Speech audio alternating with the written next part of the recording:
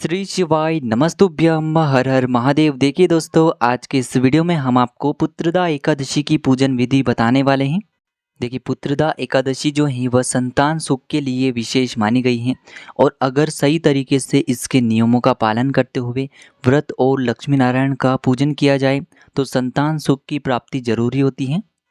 पुत्रदा एकादशी के व्रत में गाय का बहुत अधिक महत्व होता है, गौ माता के दूध का विशेष महत्व होता है।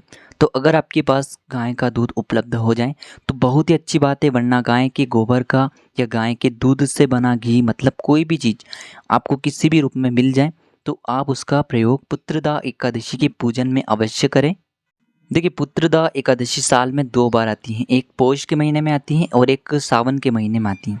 और देखिए, अगर आप पुत्र प्राप्ति की कामना से पुत्रदा एकादशी का व्रत करना चाहते हैं तो हो सके तो पति पत्नी दोनों इस व्रत को मिलकर के कर सकते हैं और आप चाहें तो दोनों ही एकादशियों पर व्रत धारण कर सकते हैं।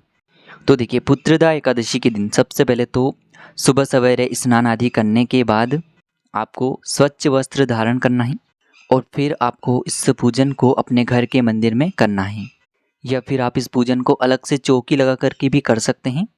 देखिए, यहाँ पर हमने पीले रंग का वस्त्र बिछा लिया है क्योंकि भगवान विष्णु को पीला रंग अति प्रिय होता है। तो पीले रंग का वस्त्र बिछा करके हमें इस पर तिल का आसन देना है, यानी कि थोड़े से तिल लेकर के पीले वस्त्र पर हमें थोड़े से तिल डाल देने हैं। अब हम इन्हीं के ऊपर लक्ष्मी नारायण की छवि को विराजमान कर लेंगे। देखिए, इस तरह से सामने आपको दिखाए जा रहे हैं, ये सफ़ेद तिल हैं। तो सबसे पहले आपको इनकी एक चौकी लगानी है। इसके बाद आपके पास जो भी लक्ष्मी नारायण जी की छवि हैं तो उन्हें आपको उस चौकी पर विराजमान करना है। यदि आपके पास अलग अलग छवियां हैं भगवान विष्णु की और माँ लक्ष्मी की तो उन्हें आपको अलग अलग ही विराजमान करना है। अब देखिए, हमें गणपति जी की भी स्थापना करनी है। यदि आपके पास गणपति जी की मूर्ति है तो उन्हें आप इसी चौकी पर विराजमान कर दीजिए। यदि आपके पास गणपति जी की मूर्ति नहीं है तो आपको सुपारी में मोली वाला धागा लपेट करके गणपति जी के स्वरूप के रूप में इसकी स्थापना करनी है।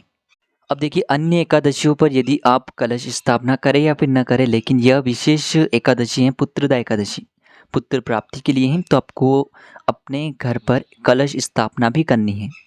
तो देखिए, आपको एक पीतल का या फिर तांबे का लोटा लेना है, इसमें आपको जल भरना है, फिर इसमें आपको रोली, इसी के साथ में आपको 1 रुपये या फिर 2 रुपये का सिक्का डालना है, सफ़ेद तिल डालने हैं, साथ ही साथ जो भी आपके पास पुष्प हैं उन्हें आपको डालना है।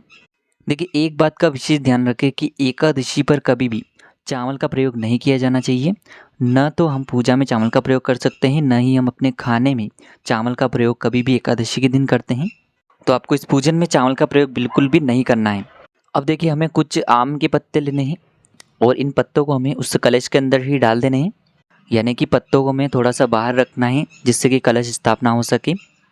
इसी के ऊपर हमें एक कटोरी में सफ़ेद तिल लेने हैं और उस कटोरी को हमें इस कलश के ऊपर ही रख देने हैं।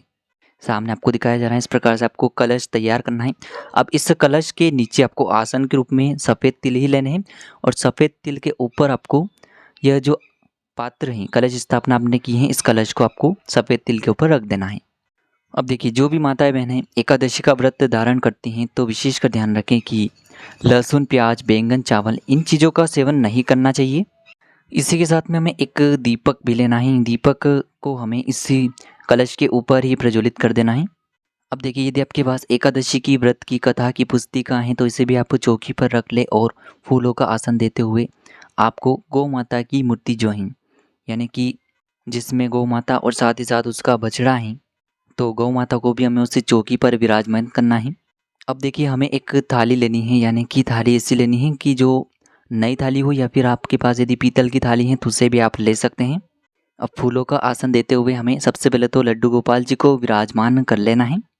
अब हमें अपने सीधे हाथ में थोड़े से पुष्प लेने हैं और इस व्रत का हमें संकल्प लेना है और सभी देवी देवताओं का आह्वान करते हुए हमें बोलना है कि हे प्रभु, इस मनोकामना से आपका व्रत कर रहा हूँ या फिर कर रही हूँ और मेरी पूजा अर्चना को स्वीकार करने के लिए यहाँ पर उपस्थित हो।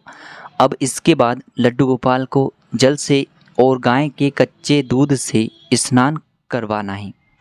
देखिए, वैसे तो लड्डू गोपाल जी की उपस्थिति हर सनातनी के घर में ही, लेकिन अगर आपके घर में लड्डू गोपाल जी नहीं हैं और आप पुत्रदा एकादशी का व्रत धारण करना चाहते हैं पुत्र की कामना से, तो इस एकादशी पर लड्डू गोपाल जी और गौ माता का ऐसा विग्रह जिसमें उनका बछड़ा भी साथ में हो लेकर के आएँ और उसे अपने पूजा स्थल पर यानी कि आपने जो चौकी लगाई हुई है उस पर विराजित करें।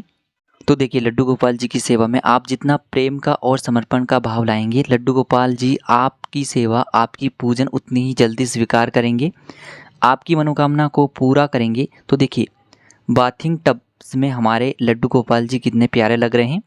अब देखिए इसके बाद हमें लड्डू गोपाल जी का अच्छे से एक टॉवेल से उनका अंग पोषण कर लेना है।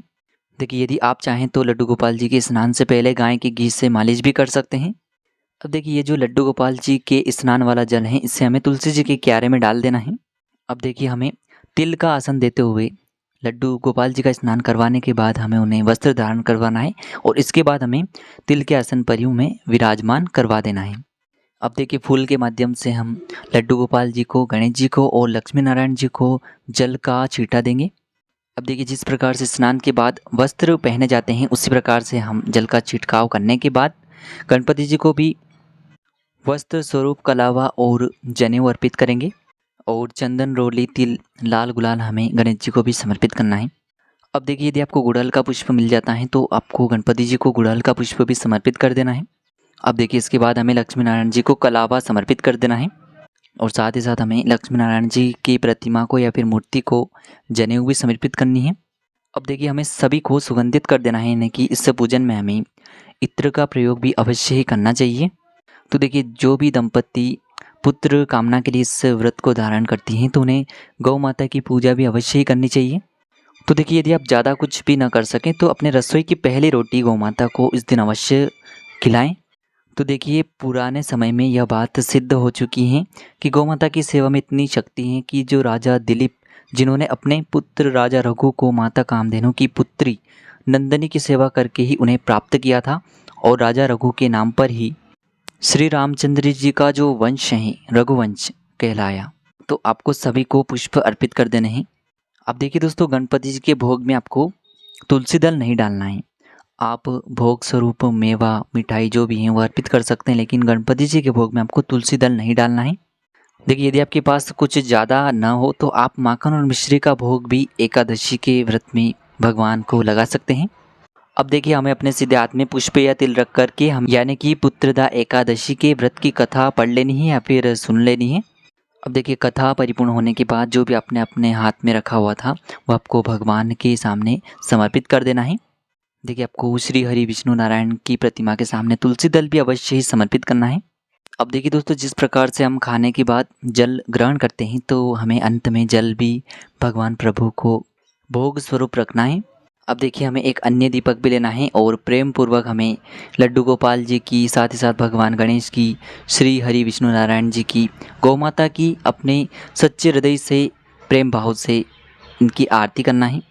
अब दोस्तों अंत में पूजा समाप्त होने के बाद आपको प्रभु से हाथ जोड़ कर के प्रार्थना और विनती करनी है, क्षमा याचना करनी है और आपकी जो भी मनोकामना है उससे भी परिपूर्ण करने के लिए आपको प्रार्थना कर लेनी है। अब इसके बाद आपको अपने सीधे हाथ में जल लेकर के 3 बार चौकी के चारों तरफ आपको ये जल फेर लेना है। अब अंत में आपको अपनी इच्छा और सहानुभूति के अनुसार अंत में दक्षिणा स्वरूप आप जितनी भी आपकी श्रद्धा है उतनी रख सकते हैं। अब देखिए इस पूजन सामग्री को, प्रसाद को आपको अगले दिन यानी कि द्वादशी के दिन व्रत पारण के समय आपको किसी भी ब्राह्मण को इन्हें दे देना है या फिर आपको ब्राह्मण को भोजन करवाने के बाद इन सभी सामग्रियों को दे देना है। तो इस प्रकार से आपको पुत्रदा एकादशी पर पूजन करना है पुत्र प्राप्ति की कामना करते हुए। वीडियो पसंद आई हो वीडियो को लाइक ज़रूर करें।